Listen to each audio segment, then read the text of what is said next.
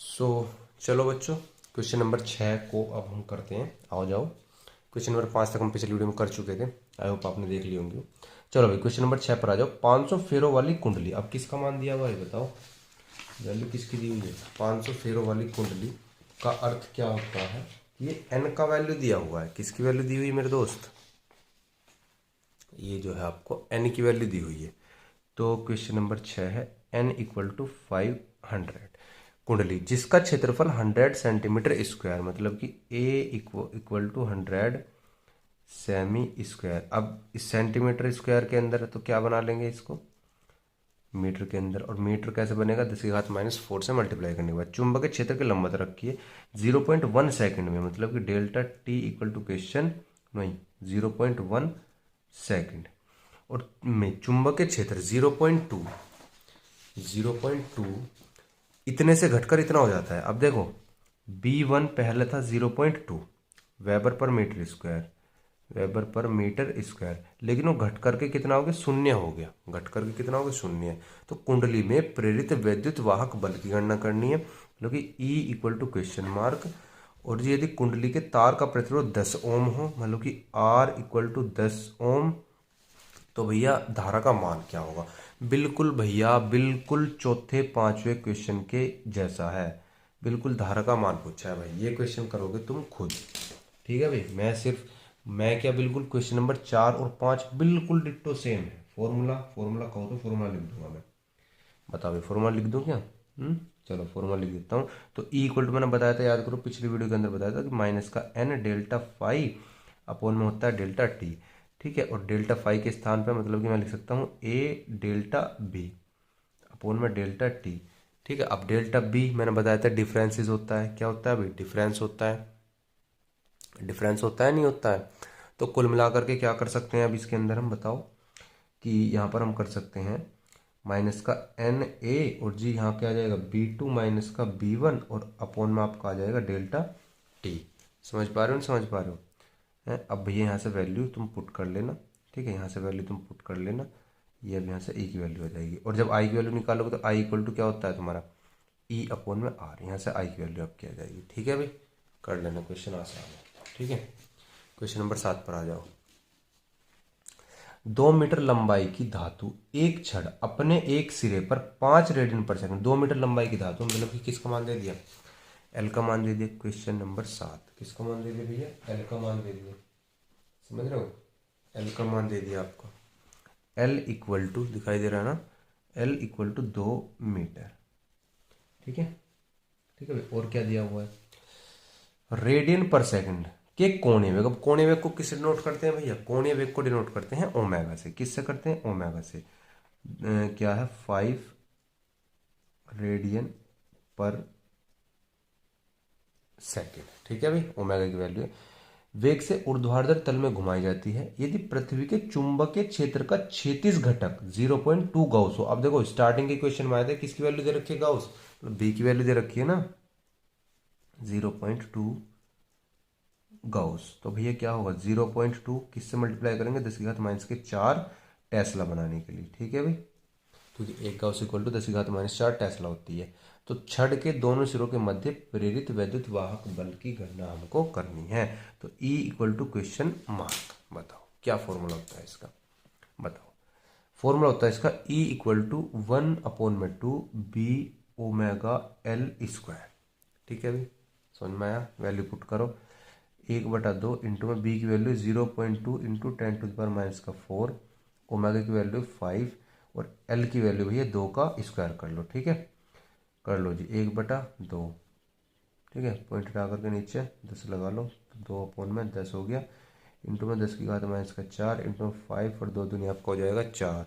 2 से 2 cancel out कर लो, 5 दूनी 10 काट लो, 2 दूनी 4 कर लो, तो कितना आ जाएगा? 2 इंटू 10⁻⁴ वोल्ट। ये आपका हो जाएगा आंसर। E equal to. ठीक है भाई, समझ में आ गया? क्वेश्चन नंबर 8 पर आ जाओ जल्दी से, फटाफट आ जाओ जल्दी से आप क्वेश्चन नंबर 8 पर।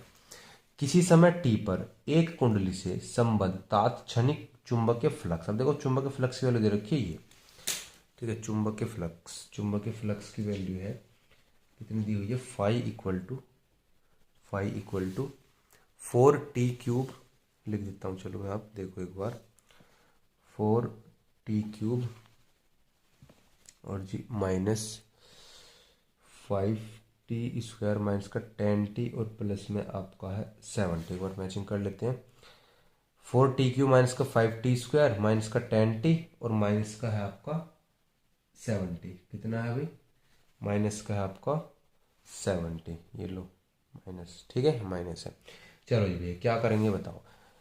टी इस किसी, देखो ध्यान से सुनो एक बार, किसी समय टी पर एक कुंडली से संबंध तात्क्षणिक चुंबकीय फ्लक्स इतना दिया हुआ है, वेबर है। समय टी इक्वल टू 2 सेकंड पर कुंडली में प्रेरित वैद्युत वाहक बल ज्ञात करना है। अब यहाँ पे थोड़ा सा अंडरस्टैंडिंग क्वेश्चन है, सुनो, कुछ नहीं है क्वेश्चन के अंदर। जब भी तुम्हें चुंबकीय फ्लक्स इस प्रकार से इक्वेशन के अंदर दे देना, जब भी कभी भी, तो तुम्हें वहां पर अवकलन करना पड़ेगा, डिफ्रेंशिएशन करना पड़ेगा। क्या करना पड़ेगा? अवकलन करना पड़ेगा।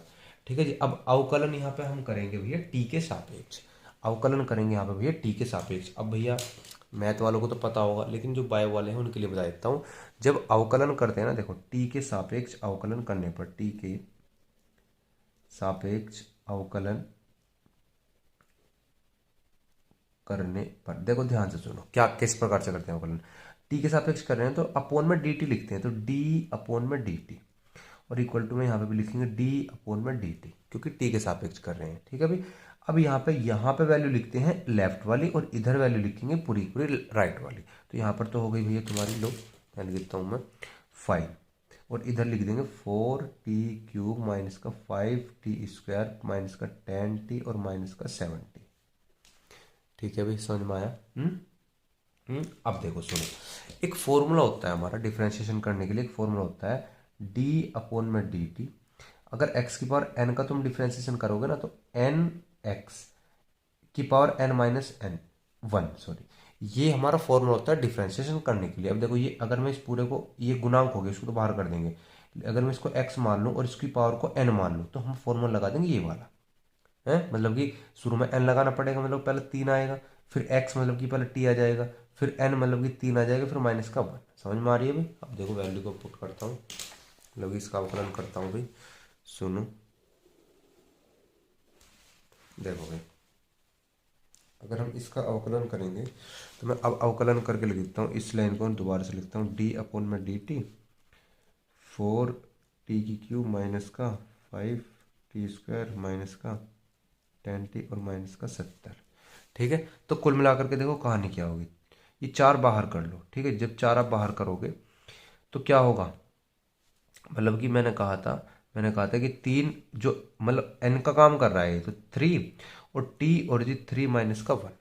देख लो आप चाहे यहाँ पर, ये n x n माइनस 1, तो ये रहा n x n माइनस का 1। ठीक है, माइनस ये 5 बाहर हो जाएगा, तो 2 पावर में है, तो 2 पावर के यहाँ आ जाएगा t और जी 2 माइनस का 1 माइनस 10, और t का मतलब t का अगर डिफरेंशिएशन करोगे तो उसका 1 ही आता है। ठीक है जी। और जब भी किसी कांस्टेंट वैल्यू का डिफरेंशिएशन करोगे तो हमेशा 0 आएगी, हमेशा, ऑलवेज। ठीक है।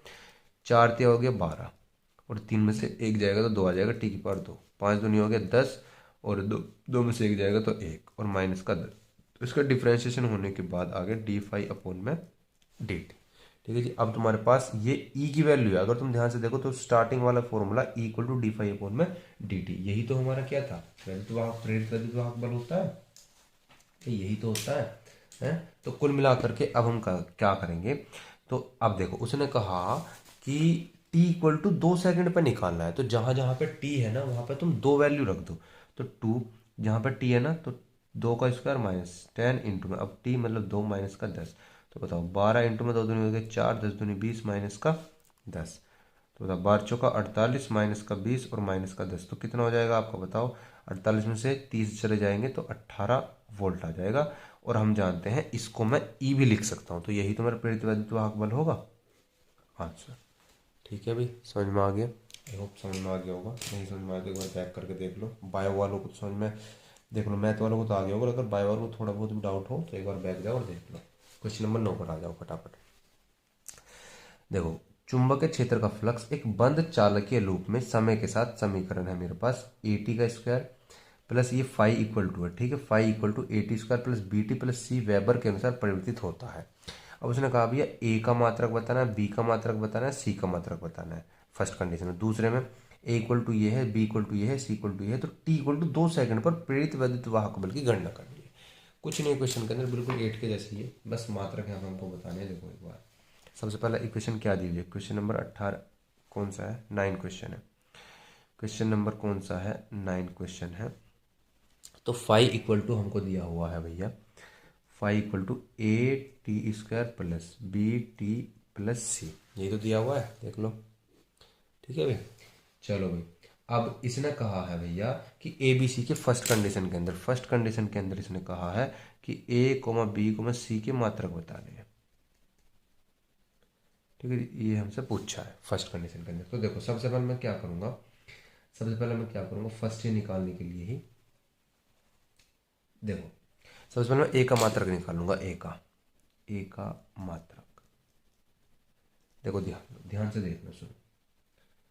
आपको करना क्या है, आपको करना क्या है, आपको अगर तुम्हें ए की वैल्यू चाहिए ना तो फाई को बस इसी के इक्वल में लिख दो। अगर बी का मात्रक चाहिए तो फाई को बस बी टी के इक्वल में लिख दो, इन दोनों को छुपा दो। और सी का चाहिए तो इन दोनों को छुपा दो, बस फाई इक्वल टू सी लिख दो। तो मुझे ए की चाहिए तो phi equal to A T square लिख दो और इनको छुपा दो। समझ पा रहे हो? तो कुल मिलाकर के phi equal to A T square, बस और कुछ नहीं करना, मात्रक करने के लिए कर रहा हूँ। अब मुझे यहाँ से ए की वैल्यू चाहिए ना, ए की, तो मैं क्या करूँगा, टी स्क्वायर को इसके अपॉन में लेकर के आ जाऊँगा, तो तुम्हारा इस टाइप की कंडीशन बन जाएगी। ठीक है, या करके लिख लो कि ए इक्वल टू फाई अपॉन में टी स्क्वायर। अब मुझे बताओ फाई क्या है मेरा, चुंबकीय फ्लक्स। चुंबकीय फ्लक्स का मात्रक क्या होता है मेरा, वेबर होता है, अपॉन टी स्क्वायर मतलब कि सेकंड, इसका मात्रक, समय का मात्रक क्या होता है, सेकंड। तो भैया क्या सेकंड का स्क्वायर मात्रक हो जाएगा इसका, हो जाएगा नहीं हो जाएगा है? तो मैं क्या लिख सकता हूँ बताओ, वेबर पर सेकंड स्क्वायर, हो गया मात्रक ए का, बस ये निकालना है। ठीक है जी, अब ऐसे बी का मात्रक निकाल लो, बी का मात्रक। ठीक है, बी का मात्रक कैसे निकालूंगा, अब इन दोनों को दबा लो तो phi equal to B T, तो phi equal to B T. अब यहाँ से बी की वैल्यू फाइंड आउट करो, तो टी गुना में इधर आकर के फाइव के अपॉन में आ जाएगी, मतलब कि इस टाइप से। अब बताओ फाइव का मात्रक क्या होता है, वेबर, टी का मात्रक क्या होता है, सेकंड, तो यहाँ पे खाली सेकंड लिखेंगे। ऊपर स्क्वायर क्यों लगाया, क्योंकि स्क्वायर इसके साथ था इसलिए लगाया। तो क्या हो जाएगा मात्रक इसका, वेबर पर सेकंड, वेबर पर सेकंड। ठीक है, सी का मात्रक, सी का मात्रक, अब सी का मात्रक निकाल लेंगे तो इन दोनों को दबा देंगे तो फाइव इक्वल टू सी आ जाएगा खाली, तो फाइव इक्वल टू सी। ठीक है जी, और सी इक्वल टू क्या हो जाएगा, इसका मात्रक फाइव, और इसका मात्रक क्या होता है, वेबर, तो बस इसका मात्रक वेबर हो जाएगा। आंसर, इसका आंसर ये हो जाएगा, इसका आंसर ये हो जाएगा। ठीक है, अब सेकंड कंडीशन के अंदर देखो उसने कहा है हमसे, हमको ए की वैल्यू दी हुई है, ए की वैल्यू है, बी की है, सी की है, तो लिख लेता हूँ पहले value, A equal to 0.3, B equal to 0.6 और सी इक्वल टू 0.8। तो हो तो टी इक्वल टू 2 सेकंड पर प्रेरित वैद्युत वाहक बल ई की हमें क्या करनी है भैया, गणना करनी है। मतलब कि हम कह सकते हैं कि टी इक्वल टू 2 सेकंड पर हमको E equal to question mark, ये हमसे पूछा है भाई। समझ में आया अभी थोड़ा सा? समझ में आया हो तो बताओ। तो देखो अब हमको क्या काम करना है, तुमको जो इक्वेशन दे रखी थी ना, तुमको जो इक्वेशन दे रखी थी, तुमको इक्वेशन क्या दे रखी थी, तुमको इक्वेशन ये दे रखी थी, इसका तुम्हें ई निकालने के लिए क्या करना पड़ेगा, मैंने बताया जब भी तुमको फाई का मान इक्वेशन के अंदर दे रखा हो और तुमसे कहा गया कि भाई प्रेरित वैद्युत वाहक बल निकालो, तो उसमें भैया डिफ्रेंसिएशन करना ही करना पड़ता है, अवकलन करना ही करना पड़ेगा। तो खंड सेकंड निकालने के लिए हमें इसका डिफ्रेंसिएशन करना पड़ेगा। करो जी भैया। तो इसको अगर मैं इक्वेशन नंबर 1 मान लूँ, इस वाली यहीं पर, तो मैं लिखता हूँ समीकरण फर्स्ट का अवकलन करने पर, फर्स्ट का अवकलन करने पर। ठीक है जी, बताओ। देखो सुनो क्या क्या दिया हुआ है अभी।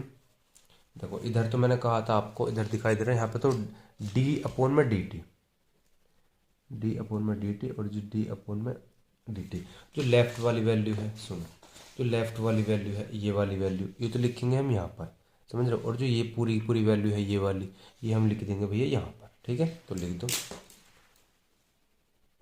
फाइव और जी ए टी स्क्वायर प्लस में बी टी और प्लस में आपका आ जाएगा सी। ठीक है, अब देख लो ये तो गुणांक में है, ये ए और बी तो बाहर हो लेंगे, तो मतलब कि तो ए बाहर हो गया, और मैंने कहा था घात शुरू में लिख देते हैं यहाँ पर, और टी और 2 - का 1। ठीक है, प्लस बी गुणांक में है, बाहर कर दो। टी का जब डिफ्रेंशिएशन करोगे तो मैंने बताया ये 1 आ जाएगा, क्या आ जाएगा, इंटू में 1। और जब भी इक्वली कॉन्स्टेंट वैल्यू का तुम डिफ्रेंशिएशन करते हो तो उसकी वैल्यू आती है 0। तो भाई यहाँ 2a और यहाँ 2 में से एक जाएगा 1, तो मतलब कि टी आ जाएगा खाली, क्योंकि ए टी की पावर 1 है तो ये आ जाएगा प्लस में बी। और ये किसकी वैल्यू है भैया, ये वैल्यू हो जाएगी ई की। मैंने बताया ये फॉर्मूला तो d5/dt किसका होता है, ई का ही होता है। ठीक है, अब बताओ ए की वैल्यू तो इसने हमें दे रखी है 2 × 0.3, और टी की वैल्यू इसने दी हुई है 2 सेकंड पर, तो क्या लिखेंगे 2। पहले इसमें बी की वैल्यू दे रखी है इसने 0.6, बस इसको सोल्व कर लो। 2 दूनी 4, 4 और 3 12, तो 1.2 प्लस में 0.6 आ जाएगा, कितना आ जाएगा 1.2 प्लस में 0.6 आ जाएगा, और इक्वल टू कितना आ जाएगा 1.8 वोल्ट आ जाएगा तुम्हारा आंसर, इक्वल टू। ठीक है भाई, आंसर बताओ, कोई दिक्कत है भाई? आसान सा क्वेश्चन था। ठीक है, अब क्वेश्चन नंबर 10 पर आ जाओ आप। क्वेश्चन नंबर 10 पर आ जाओ। देखो क्वेश्चन नंबर 10 क्या बोलता है, किसी कुंडली से बद्ध चुंबकीय फ्लक्स मतलब कि फाई इक्वल टू xt² है तथा t सेकंड पर प्रेरित वैद्युत वाहक बल 9 वोल्ट है, तो x का हमें क्या करना है, यहाँ पर x का हमें मान ज्ञात करना है। ठीक है, देखो t सेकंड नहीं है, यहाँ पर 3 सेकंड है, बाय मिस्टेक लिए हो गया है, तो 3 सेकंड हो गया। ठीक है जी, कितना है 3 सेकंड है। तो चलो जी करते हैं क्वेश्चन को सोल्व। कितना आसान क्वेश्चन है, बहुत आसान है। क्वेश्चन नंबर 10 पर आ जाओ। क्वेश्चन नंबर 10 देखो भाई, क्या दिया हुआ, चुंबकीय फ्लक्स मतलब कि फाई इक्वल टू दिया हुआ है xt²। ठीक है, और 3 सेकंड मतलब कि t इक्वल टू दिया हुआ है 3 सेकंड। बताओ क्या करेंगे भाई, विद्युत वाहक बल भी दिया हुआ है, E इक्वल टू दिया हुआ है 9 वोल्ट, और हमसे पूछ लिया है x equal to question mark. ठीक है भाई, ठीक है, कुछ नहीं करना, मैंने कहा था अगर इक्वेशन के अंदर दे रखा हो तो क्या कर देना होता है हमको, बताओ क्या कर देना भाई, हमको इसका कर देना डिफ्रेंशिएशन। क्या कर देना, डिफ्रेंशिएशन। तो ये चाहे यहाँ से इक्वेशन मान के कर लो कि समीकरण 1 का अवकलन। ठीक है, समीकरण 1 का क्या कर देंगे भैया, अवकलन कर देंगे। तो कुल मिलाकर के मैं कह सकता हूँ कि d/dt इक्वल टू में d/dt, और जी ये फाई है तो फाई आ जाएगा आपका, और यहाँ पर xt²। ठीक है भाई, चलो कहानी करो। x क्योंकि टी के सापेक्ष करना है ना, समीकरण फर्स्ट का टी के सापेक्ष, चाहे लिख भी दो टी के सापेक्ष। ठीक है, देखो भाई चूंकि x तो इस समय भी कॉमन है, वो सॉरी कांस्टेंट तो बाहर आ जाएगा, और 2 आ जाएगा यहाँ पर, और t और 2 माइनस का 1, समझ रहे हो, ये n की पावर में था, मतलब n यहाँ लिख दिया, और ये t ऐसी कैसे लिख दिया, और जी 2n-1 था तो n की जगह पे है 2, तो 2 माइनस का 1 यहाँ पे कर दिया, तो आ जाएगा 2xt। तो आ गया आपका d/dt, कितना आ गया 2xt। अब बताओ इसकी वैल्यू, इसको मैं क्या लिख सकता हूँ, ई लिख सकता हूँ। ई बराबर क्या आ गया मेरा 2xt। बताओ ई की वैल्यू दी हुई है 9, 2 × x की वैल्यू मुझे निकालनी है, और टी की वैल्यू भी दी हुई है 3 सेकंड। ठीक है, बताओ तो क्या करेंगे हम, 3 दूनी 6 हो जाएगा, तो 3 दूनी 6 और अपोन में इसको ले आओ, तो जब तुम इसको सोल्व करोगे, भाग करोगे, तो कितनी वैल्यू आ जाएगी भाई, 6×6 और पॉइंट में 6×5 30, तो x इक्वल टू इतना आ जाएगा। ठीक है भाई, समझ पा रहे हो नहीं, आ जाओ, तो इतना आपका आंसर आ जाएगा x इक्वल टू 1.5। ठीक है भाई, क्वेश्चन नंबर 11 पर आ जाओ आप। क्वेश्चन नंबर 11 क्या बोलता है, देखो 100 फेरों वाली तथा 300 ओम प्रतिरोध वाली एक कुंडली से बद्ध चुंबकीय फ्लक्स 0.1 सेकंड में 0.6 वेबर से घटकर इतना वेबर रह जाता है। देखो ज़्यादा नहीं पढ़ते हैं, पहले सवाल में जो जो दिया हुआ है उसको हम लिख लेते हैं। 100 फेरे हैं, मतलब कि n इक्वल टू कितना हो गया 100। 300 ओम प्रतिरोध वाली मतलब कि r इक्वल टू 300 ओम। ठीक है भाई, एक कुंडली से बद्ध चुंबकीय फ्लक्स 0.1 सेकंड से, मतलब कि डेल्टा टी की वैल्यू कितनी दे दी 0.1 सेकंड। ठीक है, 0.6 वेबर से घटकर इतना रह जाता है, मतलब कि वेबर मतलब कि किसकी वैल्यू है, चुंबकीय फ्लक्स की वैल्यू है, समझ रहे हो। तो φ1 इक्वल टू 0.6 और जी घटकर 0.4 वेबर रह जाता है, मतलब कि φ2 इक्वल टू 0.4। समझ पा रहे हो, समझ पा रहे हो नहीं, वेबर लिख भी लो, चाहे इनका मात्रक आप वेबर। ठीक है, कुंडली के सिरों के बीच प्रेरित विभवांतर तथा उनमें प्रवाहित धारा का मान ज्ञात कीजिए। प्रेरित विभवांतर ज्ञात करना है, मतलब कि विभवांतर मतलब कि E equal to question mark और धारा I equal to question mark. ठीक है भाई, बताओ क्या फॉर्मूला हमारे पास है, क्या फॉर्मूला है देखो, हम जानते हैं E इक्वल टू क्या होता है n, भाई अगर फेरों की संख्या है तो n भी लगाना पड़ता है, ठीक है जी। और जी क्या लगाएंगे, डेल्टा फाई अपॉन में क्या लगाते हैं, डेल्टा टी। अब चूंकि मैंने आपको बता रखा है, चूंकि डिफरेंस ही होता है, अब मेरे पास फाई वन फाई टू की तो वैल्यू दे रखी है, लेकिन ये डेल्टा टी की नहीं है, तो मैं क्या करूंगा, तो इसको क्या लिख सकता हूँ मैं, फाई टू माइनस का फाई वन लिख दूँ, क्योंकि डिफरेंस ही तो है। और अपॉन में डेल्टा टी, ठीक है, इक्वल टू। तो अब भैया वैल्यू रख के आंसर निकाल लोगे, बताओ निकाल लोगे। एन की वैल्यू है 100, फाई टू की वैल्यू है 0.4, फाई वन की वैल्यू 0.6, डेल्टा टी की वैल्यू दे रखी है, अब निकाल लोगे ई की वैल्यू है, तो यहाँ से भैया आंसर निकाल लेना अपना। और आई का वैल्यू कैसे निकाल लोगे, आई इक्वल टू हम जानते हैं ई अपॉन में आर, ई की वैल्यू जैसे निकलेगी उठा के इसमें रखना, आर का मान तुम्हारे पास ये दिया हुआ है 300, ठीक है, ठीक है भाई, इसमें रखना, यहाँ से आई की वैल्यू आ जाएगी तुम्हारी, ठीक है भाई। ना हो तो फिर बता देना, मैं करा दूंगा इसको, ठीक है।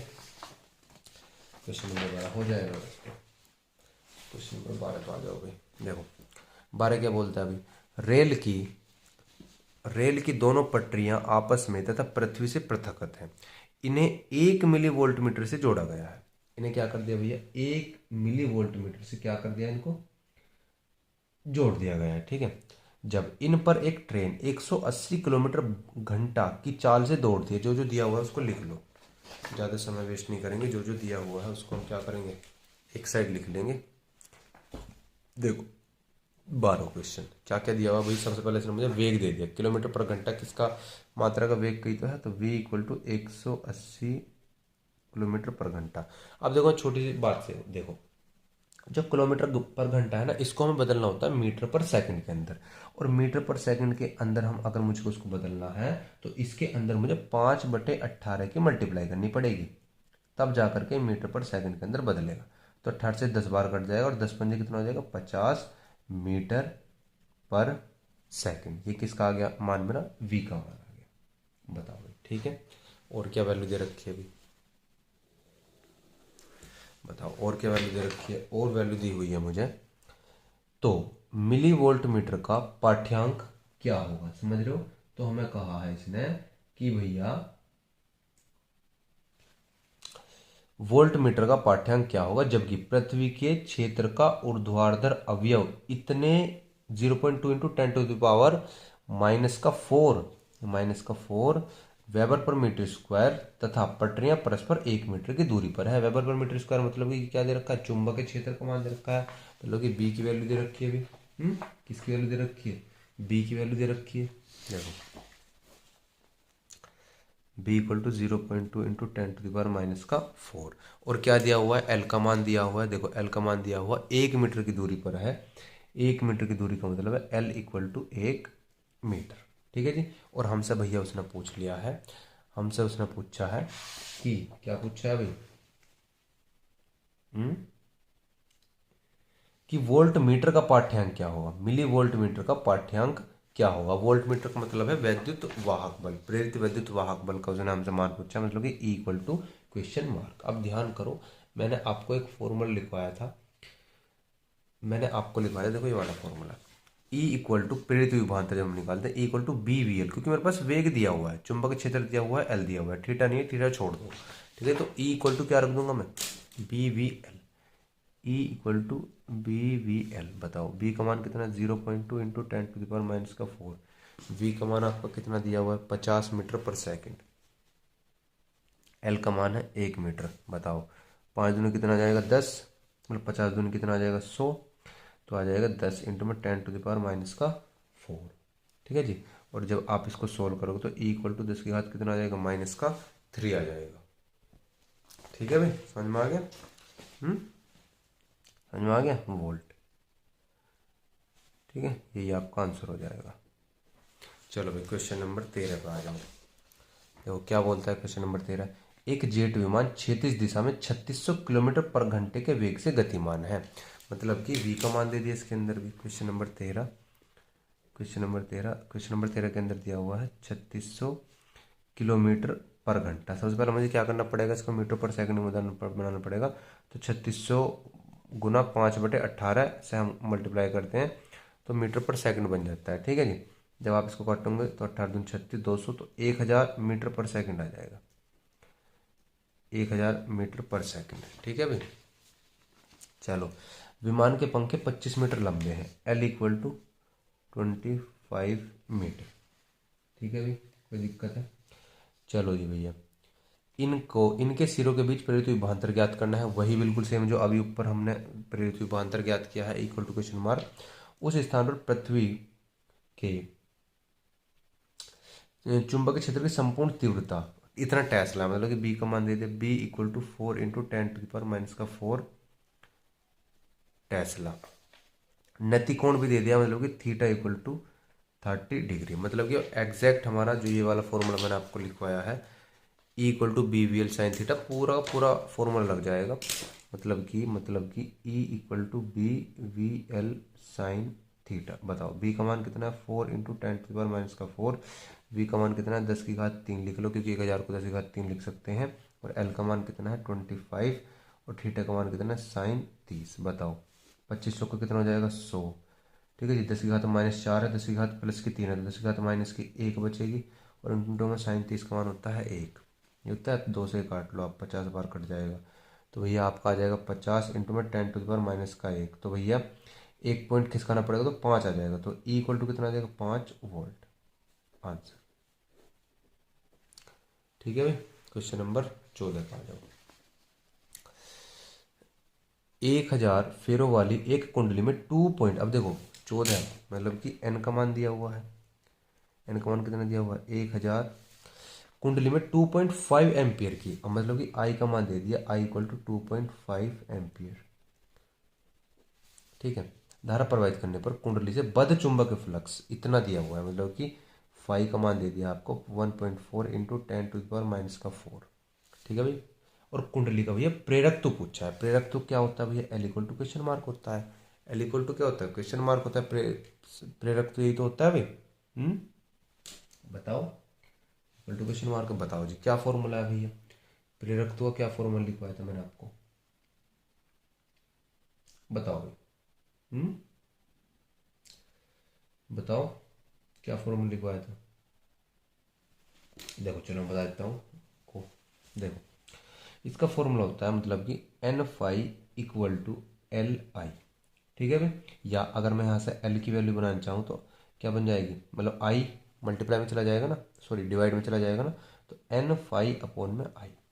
ठीक है भाई, ठीक है, समझ में आया। देखो मैं दिखा देता हूँ आपको ये फॉर्मूला, ये रहा। L equal to N phi upon में आई लिखवाया था ना, तो यही फॉर्मूला है ये।